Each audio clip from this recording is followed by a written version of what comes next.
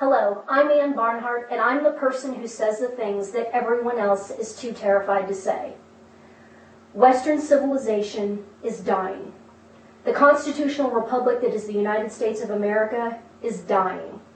Orthodox Christianity is dying. Well, check that. These things aren't simply dying as from natural old age. Just a few decades ago, it could have been argued that each of these three things was in their prime. And now, just a few short years later, all three institutions are, it appears, mere weeks from possible death. These institutions, Western civilization, the United States of America, and Orthodox Christianity, are being murdered. Each of these three has been placed upon a satanic altar and stabbed repeatedly, and all three are now bleeding out quickly and profusely. There is precious little time remaining to attend to these wounds. What is the instrument that is being used to murder civilization and the United States and Orthodox Christianity? The instrument of murder is niceness. Yes, that's right, niceness. The last 50 years has seen the satanic, Marxist infiltration of every aspect of our lives. And now we are seeing the hyper-aggressive infiltration of Islam, which is a political system very similar to Marxism in its ends. Satan is highly flexible. He uses atheistic systems such as Marxism, and he uses faux religious systems such as Islam. He doesn't care what the means are to our destruction. All that matters to him is that as many men as possible end up separated from God, which is to say, in hell. His number one tactic in the Western Judeo-Christian world over the last half century has been the endless, insistent drilling that the cardinal human virtue, the most important and most noble characteristic any person can possess, and the true message of Jesus Christ in the gospel is that everyone must always, always, always be nice.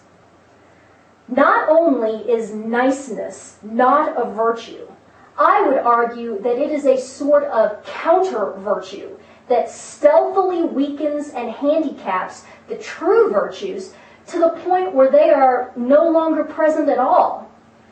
At that point, all that remains is an empty, dried husk where a person once was. When Western civilization, the United States, and finally the church is filled with nothing but these empty husks called nice people, collapse and overthrow by the enemy is almost a complete certainty, and we are so close to that right now. Now, some of you are probably very confused as to why I'm railing against being nice. The reason you're confused is because you don't know what the word nice means. You think you do, but you really don't. As I said in my first YouTube clip, words have meaning. And too often today, people use words that they don't know the meaning of. And this is all part of the satanic Marxist plan.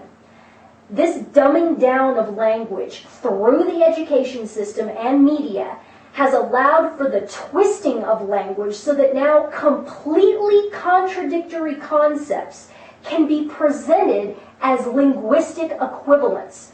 For example, the statements, Islam is peace. Well, no, it's not. Or, healthcare is a right. No, it isn't. Or, tolerance is a virtue. It most certainly is not.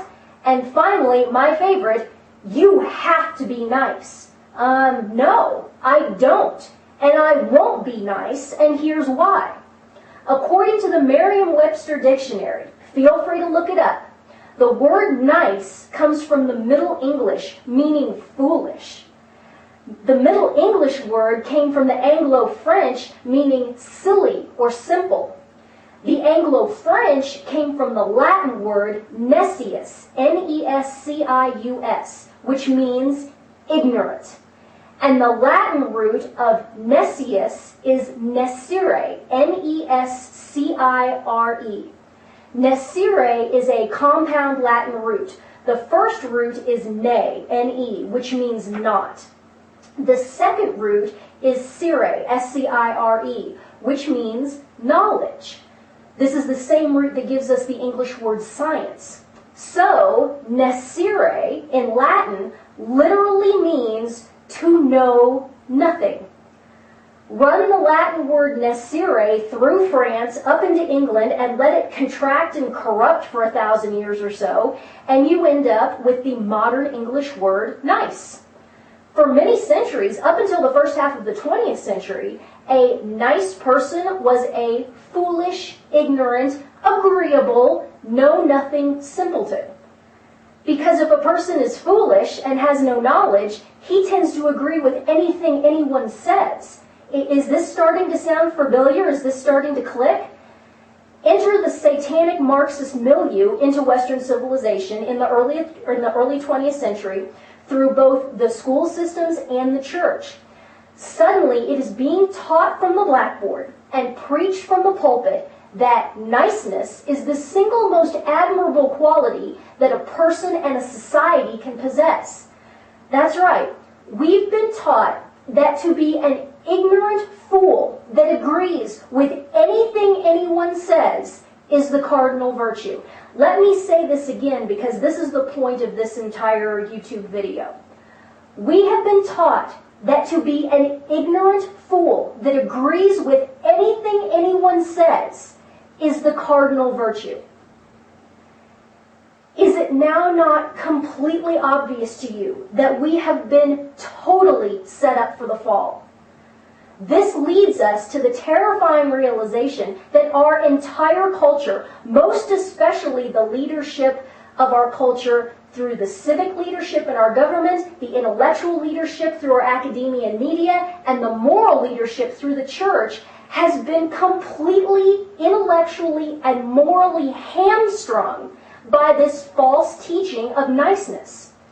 In our culture, niceness has been elevated to the cardinal virtue. As we now know, niceness is really ignorance and foolishness. So what this means is that ignorance and foolishness are now considered moral virtues, and knowledge and reason are considered vices. One need look no further than the inner city to seek confirmation of this. Anyone who utilizes facts, logical arguments, objective evidence, or, God forbid, common sense is cast as an intolerant, bigoted, hateful, and even in a sense, a subhuman person.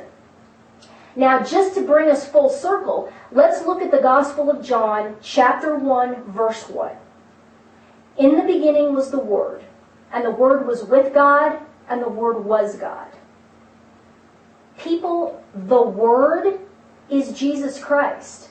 In the original Greek, the word used for word in the verse is logos, L-O-G-O-S. This is the same word that we use for logic. And in Greek, logos also means reason, as in mental reason.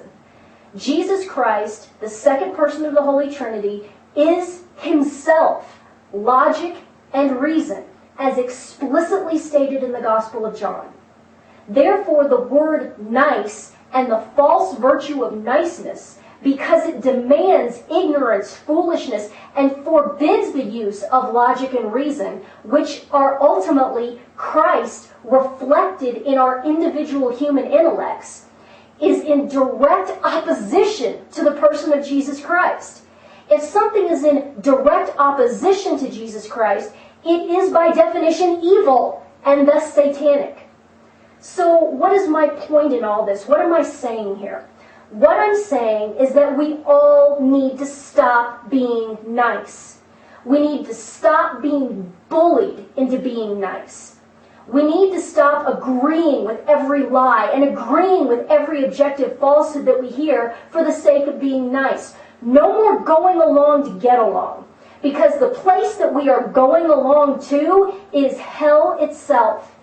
Not only that, but we need to start loving God with all our hearts, all our bodies, with all our souls, and all our minds. And when someone says something that is false, we all need to fearlessly, boldly, and in complete charity stand up and correct them. Stand up and say, no, that is not true. We need to start calling evil by its name when we see it. Islam is evil. Abortion is evil. Socialism is evil.